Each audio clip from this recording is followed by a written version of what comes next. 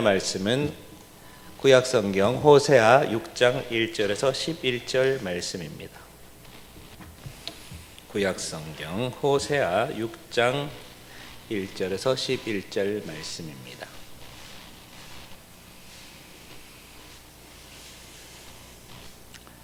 제가 한 절 여러분들이 한 절 교독하시겠습니다.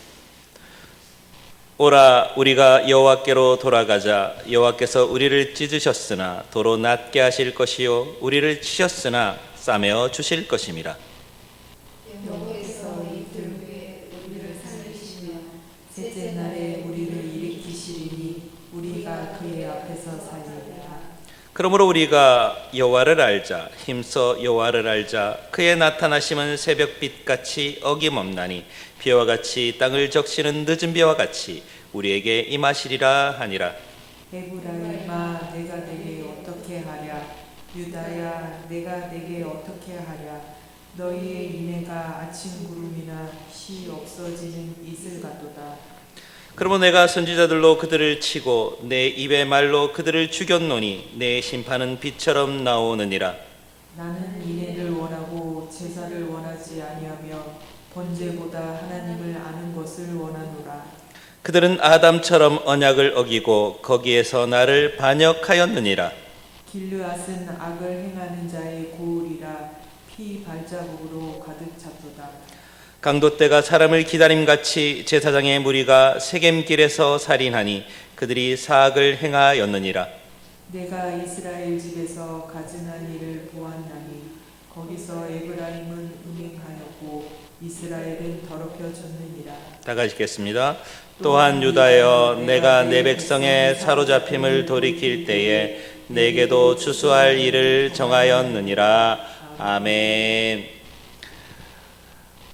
우리 호세아서를 읽으면서 우리가 그 호세아라는 그 인물이 하나님의 마음을 어떻게 알고 있으며 그리고 이스라엘 백성을 향한 하나님의 섭리가 무엇인지를 자기의 몸으로 자기의 인생을 바치면서 보여주는 책이 바로 호세아서입니다.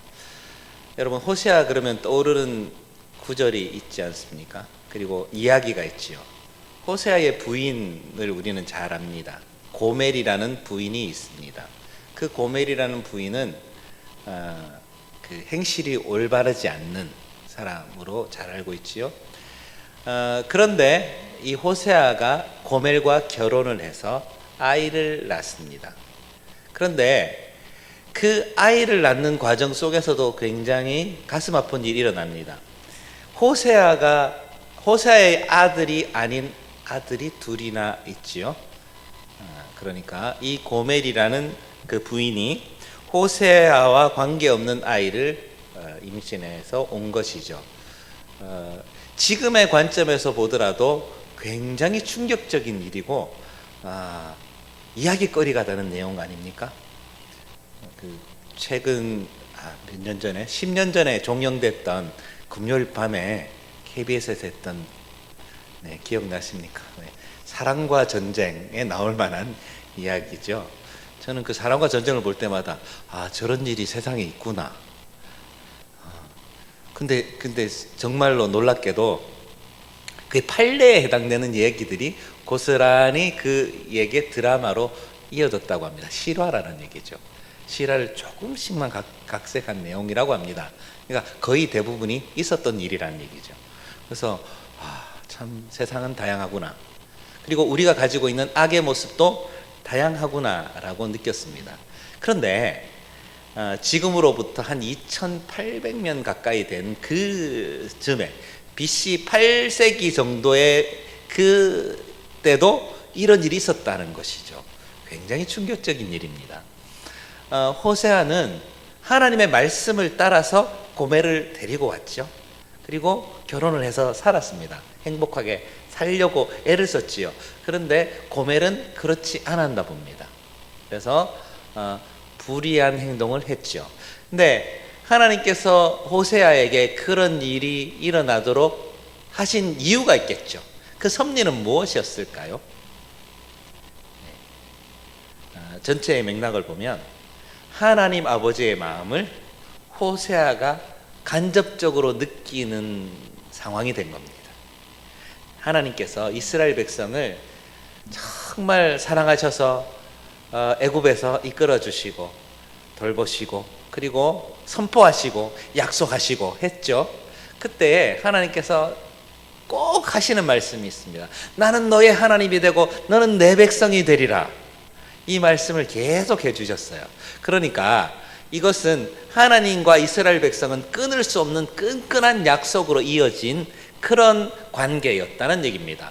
결혼 같은 그런 관계죠. 그러니까 이스라엘 백성들이 하나님과의 약속의 관계를 잘 이해하지 못했을 수도 있습니다. 그런데 확실하게 얘기해 주십니다. 내가 너희들이랑 맺은 언약은 너희들이 서로 결혼하는 관계와 유사하다. 똑같진 않지만 유사하다는 것을 보여주시는 것이죠. 그래서 하나님께서 호세아를 통해서 어떤 말씀을 하시냐면 내가 너에게 장가들 만큼 너희를 사랑했다. 비유로 얘기하십니다. 호세아가 고멜을 사랑하는 것처럼 하나님께서 이스라엘 백성을 사랑하셨다는 얘기입니다. 그리고 가까이 하셨다는 얘기죠. 그리고 약속을 이행하셨는데 근데 약속을 파기했던 쪽이 어디냐 이겁니다. 이스라엘 백성이란 얘기입니다. 그 얘기를 고멜을 통해서 비유로 알려주신 겁니다. 그럼 우리가 깨달았을 때 우리는 하나님을 어떻게 봐야 됩니까? 하나님을 아주 관계가 끈끈한 연인 또는 부인, 남편 이렇게 생각하는 것이 옳다라는 것이죠. 그런데 이스라엘 백성들은 이런 얘기를 하더라도 말귀를 잘 못 알아들었든지 아니면 무시했든지 했을 것 같습니다. 오늘 본문이 그 얘기를 하고 있습니다. 여러분 6장에 소제목이 있죠. 위에 소제목이 여러분들과 제가 같을 겁니다. 어떻게 되어 있죠? 백성들의 불성실한 회개라고 되어 있습니다. 자, 회개는 다 똑같은 회개지 왜 불성실한 회개가 또 있느냐라고 궁금해 하실 분이 계실 것입니다. 그런데 우리가 잘 아는 1절부터 3절까지의 말씀이 그 불성실한 회개의 내용이 그대로 나와 있습니다. 근데 실제로 이 내용을 인용하기도 하는데 좀 안타까울 때가 있습니다. 잘 좋게 인용하면 되는데 인용을 할 때 생각하고 인용해야 되는 구절이기도 합니다. 오라 우리가 여호와께로 돌아가자. 여호와께서 우리를 찢으셨으나 도로 낫게 하실 것이요 우리를 치셨으나 싸매어 주실 것임이라. 말씀이 참 좋은 말씀이죠. 그런데 이것은 굉장히 큰 함정이 있는 것입니다. 그들의 죄의 수준과 그리고 하나님께서 그 죄를 용서해 주시고 돌이키시는 이 장면이 너무도 얄팍하고 수준이 낮은 것입니다. 왜냐? 여러분 고멜처럼 심각한 죄를 저질렀을 때에 말 한마디로 마음이 쑥 누그러질까요?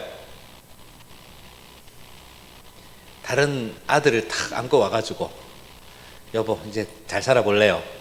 라고 얘기를 했을 때 그래 지나간 건 다 잊고 잘 살아봅시다. 이게 됩니까? 너무 어려운 일 아닙니까? 눈앞에 보이는 그 아들을 보고 그리고 그 행실을 우리가 다 아는데 이제 돌아왔으니까 된 거 아닙니까? 한번 봐주소. 이게 됩니까? 하나님 앞에 나올 때 우리의 회개의 태도가 이럴 수 있다는 얘기입니다. 회개란 말을 너무도 종이짝처럼 깃털처럼 가볍게 여기는 모습이 우리 속에 있을 수 있다는 얘기입니다. 그러니까 우리를 찢으셨으니까 낫게 해주실 것이고 치셨으나 싸매 주실 것입니다. 자, 여러분 우리가 하나님께 용서를 구할 때에 그 용서하시는 모습을 우리가 기대할 수 있습니까? 우리가 예측하고 판단할 수 있나요? 이게 굉장히 위험한 판단이고 위험한 예측입니다. 긍휼하심은 하나님의 아주 좋은 성품이시기도 한데 근데 그 긍휼하심은 우리가 예측이 안 되는 것이 옳은 겁니다. 우리를 삼해 주시고 우리를 치유해 주시고 우리를 용서해 주실 것이야 라고 말할 수 있는 사람은 우리 가운데는 없습니다. 그런데 그 일을 내뱉어 버리죠. 내뱉어 버리고, 그리고 2절 말씀에 여호와께서 이틀 후에 우리를 살리시며 셋째 날에 우리를 일으키시리니 우리가 그의 앞에서 살리라. 이 예측을 누가 할 수 있습니까? 근데 인간이 생각해 버리는 거예요. 자, 이 관점이 그렇습니다. 그러니까 하나님이 계시고 이 우리는 죄를 지었던 이스라엘 공동체끼리 서로 하는 말이에요. 이게 옳은 판단일까요? 하나님이 주권자시잖아요. 죄의 용서, 긍휼을 베푸심의 주권자는 하나님이신데 하나님이 쏙 빠져 있고 자기들의 예측만 남아 있습니다. 이게 우리 가운데도 있는 거예요. 하나님을 예측하고 하나님을 머릿속에 두는 행위를 우리는 암암리하고 있습니다. 가끔씩 제가 놀랄 때가 있는데요. 어떤 그 신앙의 상담을 하시는 분 보면 그게 다 하나님의 뜻입니다 라고 말씀하시는 순간 저는 막 가슴이 덜컥 내려앉습니다. 충격을 받아서요. 그렇게 하나님의 뜻을 예측할 수 있다는 것은 위험한 일이거든요. 설사 안다고 하더라도 위험할 수 있습니다. 그런데 모르는데 그렇게 말하는 것은 더 위험하겠죠? 하나님은 어떤 분인지 우리는 말씀을 통해, 계시를 통해 알 수 있긴 하지만 세부적인 것들을 우리가 미리 예단할 수가 없습니다. 우리는 하나님을 예측할 수 없는 존재이기 때문입니다. 특히 이 죄사함의 문제, 회개 이후에 일어나는 문제들은 우리는 두렵고 떨림으로 기다릴 수밖에 없는 존재가 되어야 됩니다. 그런데 이 본문에 보면 과감하게 예측을 하죠. 그리고 3절 말씀에 그러므로 우리가 여호와를 알자, 힘써 여호와를 알자, 그의 나타나심은 새벽빛같이 어김없이 빛나니, 이렇게 얘기하면서 하나님을 알자 그러는 거예요. 자, 이 말은 정말 하나님을 알기 위해서 알자가 아니라 자기가 예측했던 그 범위 내에 하나님을 예정해 놓고 그만큼의 하나님을 알면 된다라고 얘기하는 겁니다. 여러분, 우리가 하나님을 안다는 것은 참 중요한 일이고요. 알아야 되는 것도 맞습니다. 그런데 한계를 지어서 안다고 생각하는 순간 하나님은 더 이상 하나님이 아닐 수 있습니다. 제가 읽었던 책 중에 인간의 뇌는 하나님을 담을 수 없다라는 책이 있습니다. 여러분, 하나님을 머리에 담는 순간 그게 하나님이 됩니까? 그러면 어떤 일이 생기느냐? 하나님은 프로그램이 되는 겁니다. 프로그램이 어떤 겁니까? 자, 프로그램이 이거죠? 자, 데이터 값이 있으면 프로그램에 딱 집어넣으면 나오는 투입되면 산출 딱 나오죠? 인풋, 아웃풋 일정합니다. 프로그램은 그래요. 여러분, 그 C 언어나 저는 예중에 비주얼 베이직이라는 걸 코딩을 한번 해봤거든요. 코딩 되게 힘들더라고요. 코딩을 하는 이유는 뭐냐? 제가 코딩을 열심히 해놓고 그 코딩을 완성 딱 하면 이만한 프로그램이 나와요. 그래서 검사할 때 내가 데이터를 딱 집어넣으면 그 데이터의 일정함에 따라서 결과가 똑같이 일정하게 나오면 코딩 성공. 이것이 프로그램 언어죠. 예, 언어입니다. 그러니까 프로그램을 만드는 기본이죠. 요즘 초등학교 아이들이 코딩을 하더라고요. 그러니까 투입 산출이 똑같아야 됩니다. 하나님이 프로그램이 되는 거예요. 그러니까 하나님께서 내가 이렇게 회개하고 이렇게 하면 하나님은 용서, 그리고 하나님은 복을 내려주시고 받아주시고, 이런 아주 단순한 그런 세팅된 하나님으로 생각하고 머릿속으로 그려진다면 하나님이 굉장히 폭이 좁은 하나님이 되는 것입니다. 우리는 그런 하나님을 섬기면 안 되겠죠? 하나님은 프로그램이 아니십니다. 하나님은 우리의 예측 밖에 계신 분이셔요. 하나님은 우리의 생각보다, 우리의 인지 범위보다는 훨씬 크신 분입니다. 그런데 회개라는 이 중차대한 일을 하면서도 하나님을 이렇게 좁게 만들어버리고 자기의 한계 속에 싹 집어넣는 일을 했다는 얘기입니다. 저는 이 사실을 봤을 때 이스라엘의 악함을 보게 됩니다. 이스라엘의 악함에 그들의 죄가 너무 크기 때문에 하나님의 범위, 하나님을 만나기조차 힘들고 죄를 회개하는 그 범위를 거래하는 거예요. 예를 들어서 회개를 할 때에 자기가 가지고 있는 그 끔찍한 죄를 내놓지 않고 적당한 회개를 하고 용서받는 척하는 거예요. 회개한 척하는 거예요. 그리고 하나님 싸매 주실 거야 라고 막무가내로 기다리고 있는 이스라엘 백성을 보게 됩니다. 그러면 하나님께서 용서해 주시면 그 뒤에 있는 그 끔찍한 죄들이 사라지는 것처럼 자기 스스로 위안하는 것이죠. 요즘 아이들 말대로 정신 승리를 하는 겁니다. 자기는 나는 용서함을 받았어 라고 생각하고 난 괜찮아 라고 얘기합니다. 사실 우리 교회에서도 우리 교회 예배 가운데도 사죄 얘기가 있습니다. 사죄의 시간, 죄 고백이 있고 사죄의 확인, 이런 예배 순서가 있긴 합니다. 그럴 때에 우리는 그때 너무 그 틀에 박힌 행동으로 너희 죄가 진홍 같을지라도 흰 눈같이 회개될 것입니다 이렇게 선포하는 구절이 나와요. 그 선포가 어떨 땐 되게 공허하게 느낄 때가 있다고 합니다. 저는 그래요. 정말 진정한 회개가 있어야지 사죄의 확인이 되고 그 사죄가 선포가 되는데, 죄사함이 선포되는데, 우리는 회개를 너무 가볍게, 단순하게 마음에 미안합니다, I'm sorry 하는 것으로 끝내는 회개를 하고 있지 않는가. 이 호세아서가 이것을 특별히 고발하고 있습니다. 그래서 4절 말씀에 이제 드러나는 거죠. 이게 하나님 아버지의 음성으로 들리는 겁니다. 에브라임아, 내가 내게 어떻게 하랴? 유다야, 내가 내게 어떻게 하랴? 너의 인애가 아침 구름이나 쉬 없어지는 이슬 같도다 라고 말씀하고 있습니다. 그들이 가지고 있는 생각들이 너무도 얄팍하고 너무 한시적이고 가볍다는 얘기입니다. 여러분, 아침 구름, 쉬 없어지는 이슬, 여러분 이슬 보십니까? 이슬이 왜 풀잎에 맺혀 있죠? 새벽에 보면 이슬이 막 맺혀 있을 때 막 그렇게, 저는 새벽에 움직이다 보니까 운동화가 한번 젖을 때가 있습니다. 이 잔디 풀숲을 지나가다 보면 꽤 많이 젖어 있는데요. 이 이슬이 언제 사라집니까? 해가 뜨면 삽시간에 사라져버려요. 삽시간에. 그 이슬로 뭘 할 수 있습니까? 논에 물을 댈 수 있나요? 그것으로 뭐 작물을 기를 수 있을까요? 어렵죠. 이 이슬은 한계가 있는 것입니다. 그 어떤 영향력을 끼치지 못하는 것이죠. 그들의 회개가 그랬다는 얘기입니다. 아침 구름, 구름이 어떻습니까? 해가 뜨면 구름이 없어지는 것처럼, 그리고 또 날이 밝고 따뜻해지면 이슬이 사라지는 것처럼 그들의 회개가 너무도 얄팍하고 수준이 낮았다는 것을 의미합니다.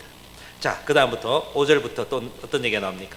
그러므로 내가 선지자들로 그들을 치고 내 입의 말로 그들을 죽였노니 내 심판은 비처럼 나오느니라 라고 말씀하고 있습니다. 하나님 아버지께서 어떻게 하십니까?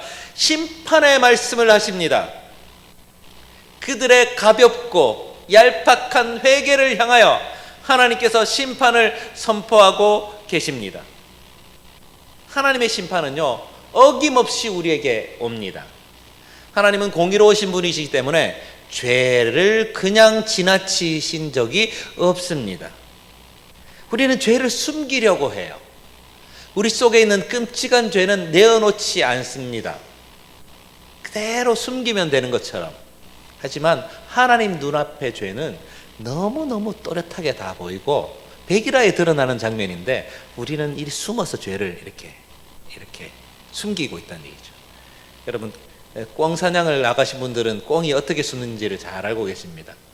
제가 어릴 때 우리 형님 따라서 꿩 사냥을 해봤습니다. 꿩 사냥을 갈 때 하는 방법이 있습니다. 꿩 사냥 하는 방법은 꿩이 좋아하는 음식을 막 풀어놔요. 줘서 꿩이 머물러 있는 그 집이 있습니다. 그러면 음식을 많이 주면요, 꽁이 너무 많이 먹으면 어떻게 되는지 압니까? 꽁이 몸통에 비해서 날개가 작습니다. 그죠? 꽁은 몸통이 이만한데 날개는 작아요. 그런데 음식을 많이 주면요, 배가 불러서요 못 날아요. 아무리 날개 지어도 이게 무거워서 안 뜨는 거예요. 그래서 꽁이 뛰더라고요. 꽁이 뜁니다. 너무 재밌어요. 다다다닥 뜁니다. 꽤 빨라요. 근데 우리는 막 뛰어가는 거죠. 형님하고 저 삼형제가, 형은 이쪽으로, 이쪽, 나는 가운데로 막 뛰어갔어요. 그런데 막다른 골목에 있을 때 꽁의 행동이 너무너무 기가 막혔습니다. 어떻게 할까요? 네, 꽁이 숨긴 숨더라고요. 숨었습니다. 자기 나름대로 열심히 해서 잘 숨었어요. 꽁머리가 큽니까 작습니까? 네, 꽁의 머리에 비해서 몸통은 얼마나죠? 네, 최선을 다해서 숨었는데 머리만 숨기더라고요. 네, 그래서 아주 쉽게 싹 잡아서, 네, 그날 우리 저녁 요리가 됐습니다. 우리의 죄성이 그렇다는 얘기예요. 우리가 회개할 때에 꽁의 몸통처럼 어마어마한 죄가 막 있는데 그 얄팍한 그 회개의 제목만 달랑 올리고 괜찮을 것처럼 회개를 합니다. 하나님, 이제 됐지요? 저 회개했습니다 라고 하나님께 기도합니다. 자, 이제 하나님 죄사함을 주시고 우리를 용서해 주시기만 하면 됩니다. 하나님은 긍휼하신 분이잖아요. 이렇게 뻔뻔하게 기도하고 있습니다. 근데 우리 죄는 어떨까요? 여전히 우리 속에 있어요. 있습니다. 그 얘기를 계속 이스라엘 백성을 향해 하고 계십니다. 너희 죄 여전히 있는데 왜 그렇게 얄팍하게 회개해? 말씀하고 계십니다. 나는 여전히 심판의 빛으로 너희에게 찾아가는데 너희들은 계속 그 모양으로 있을 것이니? 지금 우리에게도 똑같은 말씀을 하고 있는 거예요.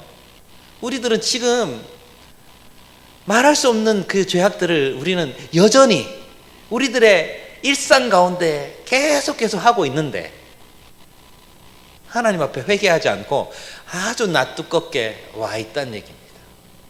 그 모습이 우리의 모습이라는 얘기죠. 자, 6절 말씀에 또 나옵니다. 나는 인애를 원하고 제사를 원하지 않으며 번제보다 하나님을 아는 것을 원하노라 말씀하고 있습니다. 인애를 원하는데 제사만 한다는 얘기입니다. 제사가 나쁜 것입니까? 제사 좋은 일이죠.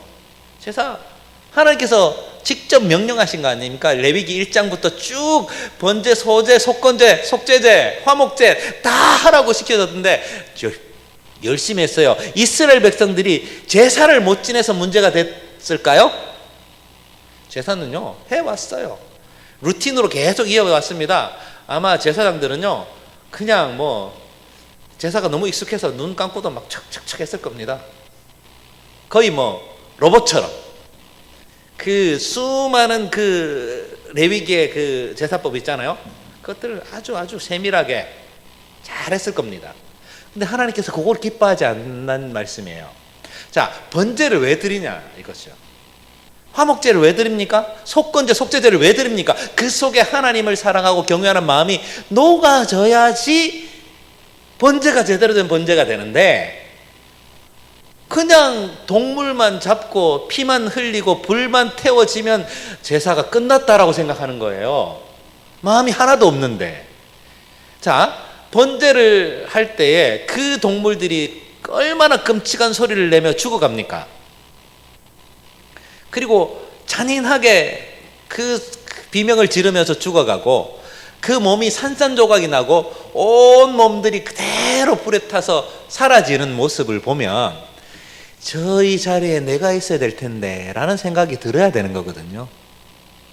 내가 온전히 하나님께 바쳐져야 되고 번제로 타올라야 되는데 아이고 나 자신의 저 짐승이 죽는구나 라고 생각하고 내 마음이 똑같은 마음 감정이입이 돼야 되는데 전혀 그것이 없이 그냥 불이 타는구나 하고 자 끝나는 거예요. 비명을 지르는구나 라고 끝나고 피가 흐르는구나 감정이 하나도 없는 거예요. 하나님께 나가는 마음이 하나도 없는 그런 상황 가운데 제사를 지내면서 인애가 빠진 거예요. 빠진 겁니다.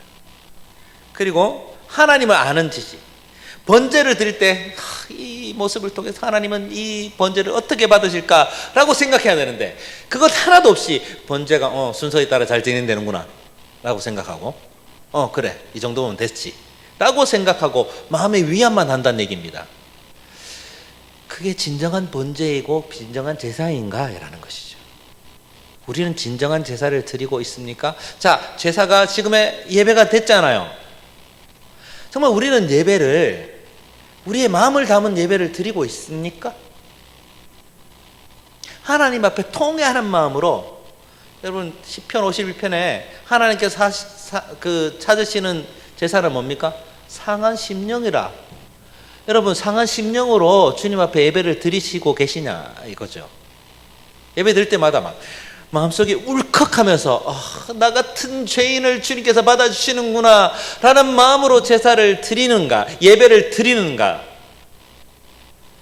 그것이 빠졌다면 그것은 예배가 아니고 제사가 아니에요. 그 얘기를 하고 있는 겁니다. 하나님께 나아가는데도 두렵고 떨림이 없이 그냥 하는 거예요. 너무도 편안하게 하나님을 자기의 머릿속에 집어넣고 하나님을 프로그램처럼 만들어 놓고 그리고 하나님의 그 엄중하고 그 크신 분의 그 능력을 축소시키고 자기가 판단하고 핸들링하고 있는 모습이 우리의 모습입니다. 이스라엘 백성들이 그렇게 했어요. 이스라엘 백성들이 하나님을 자기의 손안에 두고 하나님을 판단했다는 얘기입니다. 그래서 7절, 8절, 9절 여기서부터 어떻게 얘기합니까? 그들의 죄목들을 하나씩 지목하고 있습니다. 그들은 아담처럼 언약을 어기고 너희들 아담처럼 언약을 어겼지. 그리고 나를 반역했지. 자, 7절 말씀에 8절 말씀에 길르앗의 악을 그대로 행하고 길르앗에 행하는 수많은 악들을 그대로 행하고 그리고 9절 말씀에 강도 떼가 사람을 기다림같이 제사장의 무리가 세겜의 길에서 살인을 했다. 자, 이 얘기는 어떻게 보면 이 세겜의 얘기는 옛날 야곱의 아들 이 레위가 했던 그 얘기를 합니다. 그 세겜 왕의 아들을 어떻게 합니까? 딥나를 하게 몹쓸질을 해서 결혼을 시켰는데 결혼을 시키고 어떻게 합니까? 잘 지내면 될 텐데 마음에 분노가 나가지고 어떻게 합니까? 그들에게 할례를 다 남자들 받게 하고 할례 받은 남자들이 고통에 빠져 있을 때 쳐들어가서 다 죽였잖아요. 끔찍한 살상극을 벌였죠. 그러니까 세겜의 길에서 살인했던 모습을 또 이렇게 다시 한번 상기시켜주는 구절입니다. 우리의 행위가 그렇다는 얘기예요.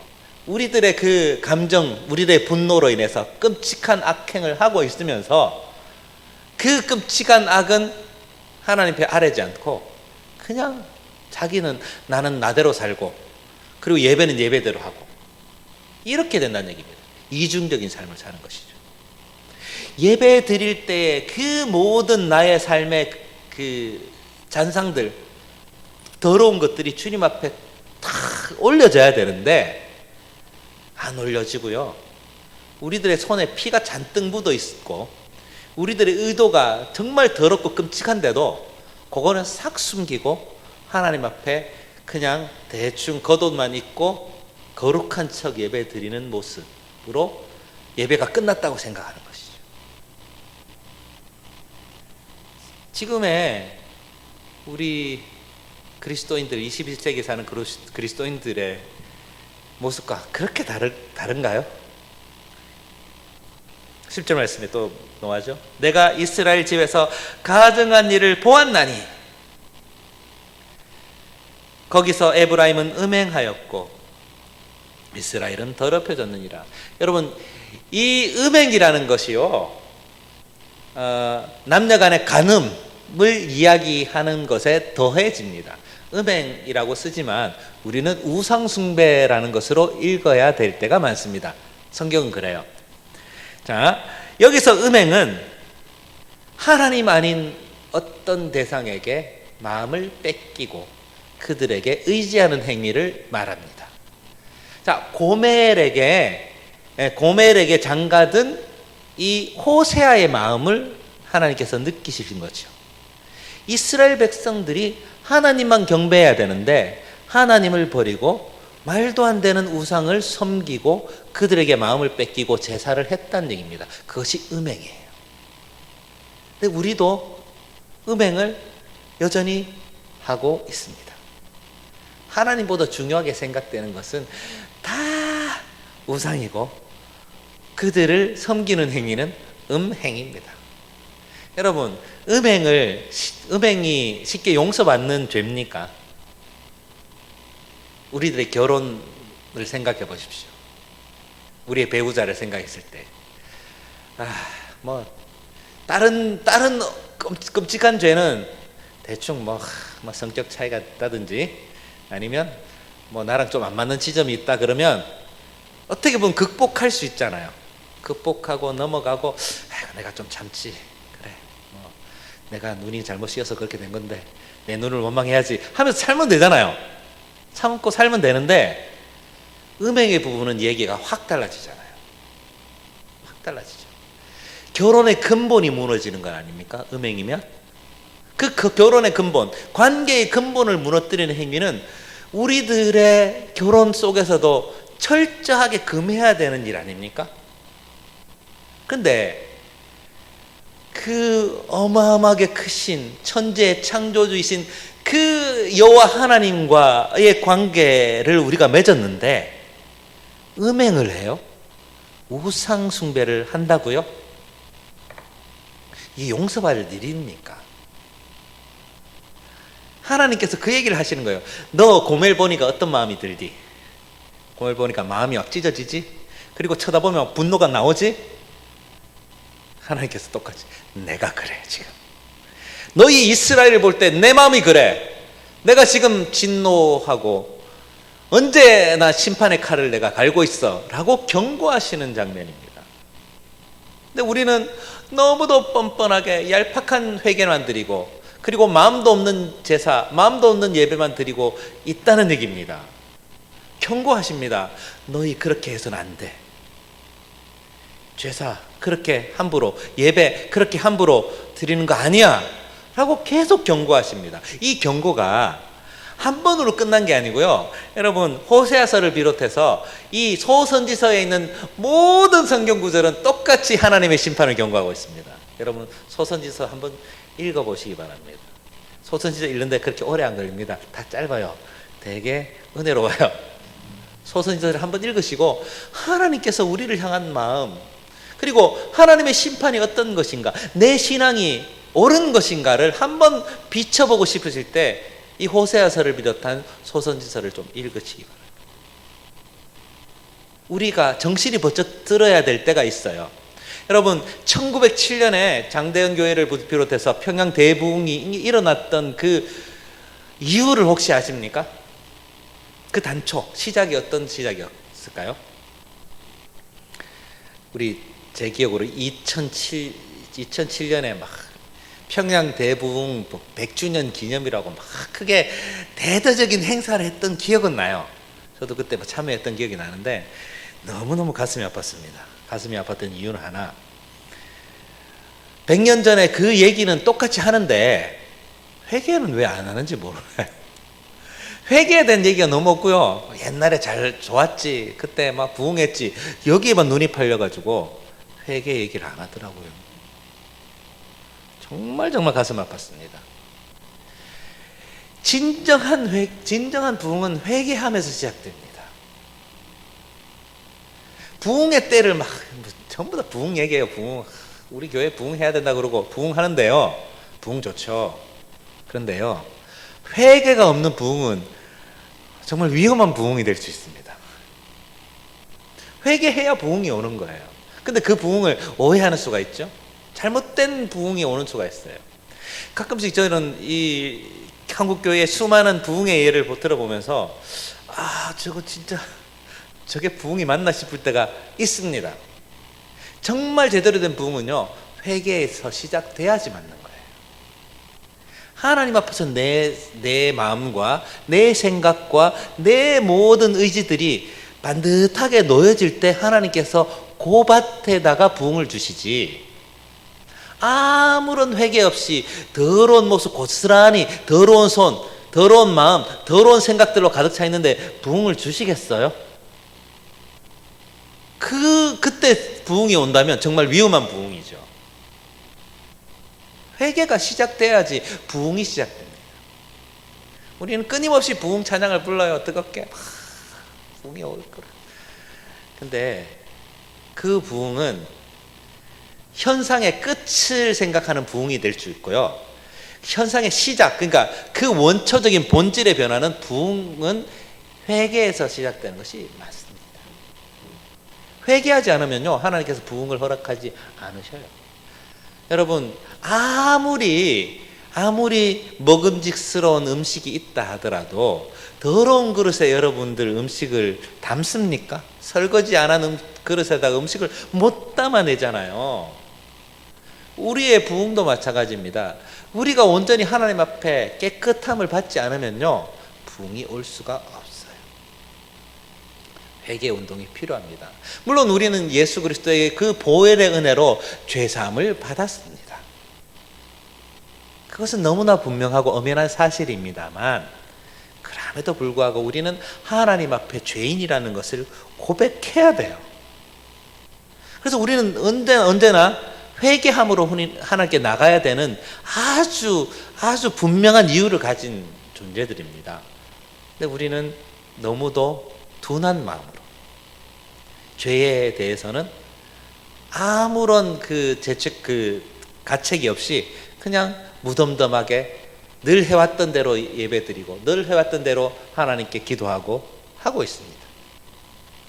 우리 사랑하는 참사랑교회 성도 여러분, 참사랑교회의 부흥을 저는 정말 원하고 기도합니다. 그런데 시작은 회개가 먼저입니다. 회개 운동이 일어나기를 저는 간절히 바랍니다. 그래야지 진정한 하나님의 뜻이 이루어지는 것이고요, 이 호세아서에서 말씀하셨던 그 하나님의 아버지의 그 안타까운 마음을 우리가 조금이라도 알게 되는 것입니다. 고멜을 호세아에게 보내주시면서 그 고통을 주셨잖아요. 하나님께서 우리 마음속에 하나님 아버지의 마음을 조금이라도 알게끔 해주셨다는 얘기죠. 우리 속에 있는 우상 다 버립시다. 다 떨어냅시다. 그냥 드리는 예배, 마음이 없는 예배, 형식적인 예배 내려놓읍시다. 진정한 예배를 드립시다. 진정한 회개를 합시다. 그래야지 하나님께서 우리에게 주십니다. 하나님을 제대로 만날 수 있는 길은 회개 외에는 없습니다. 우리 하나님 만났다 그러고 인격적으로 처음 했는데 뜨겁게 기도해서 회개의 마음으로 통회하는 적이 없이, 통회했던 그 기억 없이 하나님의 음성을 들을 수가 없거든요. 그 순서가 그래요. 근데 가끔씩은 어떤 성도들한테는 이 회개에 대해서 묻고 싶은 성도들이 있습니다. 그때가 언제셨습니까? 라고 묻고 싶을 때가 있어요. 내 죄인된 모습이 하나님 앞에 적나라하게 드러났던 그 순간을 기억하십니까? 그러면 그 마음을 가지시고 하나님께 나올 때마다 그 뜨거운 마음으로 회개를 하시기 바랍니다. 그것이 신앙인의 올바른 태도예요. 하나님 앞에 나올 때마다 이 더러운 것 하나님 앞에 내어놓습니다. 주님, 내가 죄인돼 있는데 이 죄인임을 하나님께 고백합니다. 하나님, 날 받아주세요 라고 주님께 나아가면서 예배가 시작돼야 됩니다. 여러분, 공예배가 시작되기 전에 여러분 꼭 회개기도, 마음의 중심으로 끌어오려고 내 가지고 있는 수많은 죄악들을 고스란히 주님께 드러내는 회개기도를 하시고 예배 자리에 들어가시기 바랍니다. 그것이 맞습니다. 그냥 헐레벌떡 가지고 예배 시작했다 라고 예배를 그냥 시간에 맞춰서 째깍째깍 드리지만 마시기 바랍니다. 예배 준비를 철저히 좀 하시기 바랍니다. 회개가 담보된 예배, 회개로 시작된 예배가 정말 정말 좋은 예배고요. 하나님께서 기뻐하시는 예배가 될 줄 믿습니다. 우리 찬양 하나 할까요? 주여 우린 연약합니다. 이 찬양 하시고 기도하시겠습니다.